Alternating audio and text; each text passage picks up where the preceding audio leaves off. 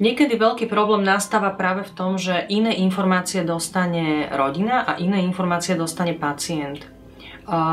Na jednej strane možno máme pocit, že chránime tým toho chorého, že sa nedozvie všetko.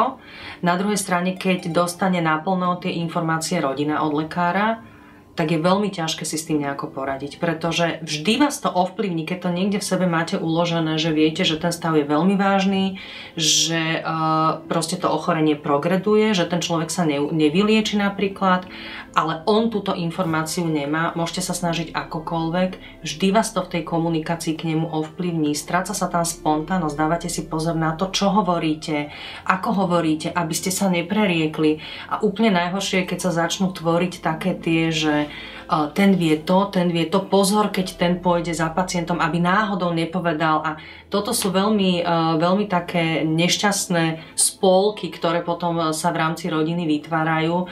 A môžem povedať, že u väčšiny pacientov, ktorí sa ku mne dostali, aj tak vedeli. Minimálne vedeli, že niečo sa deje, o čom im nepovedali. A bolo to pre nich veľmi nepríjemné žiť s tou neistotou. Ale veľmi ťažké je to aj pre tú rodinu. Tak ako Vlaďka hovorila, je to veľmi individuálne samozrejme, že jej v tej situácii pomohlo, že nevedela celé všetko, čo sa deje a aká je jej prognóza.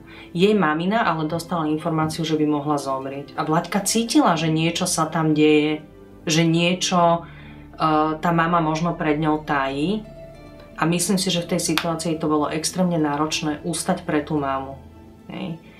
A je veľmi ťažké rozlíšiť, kedy a koľko pacientovi povedať.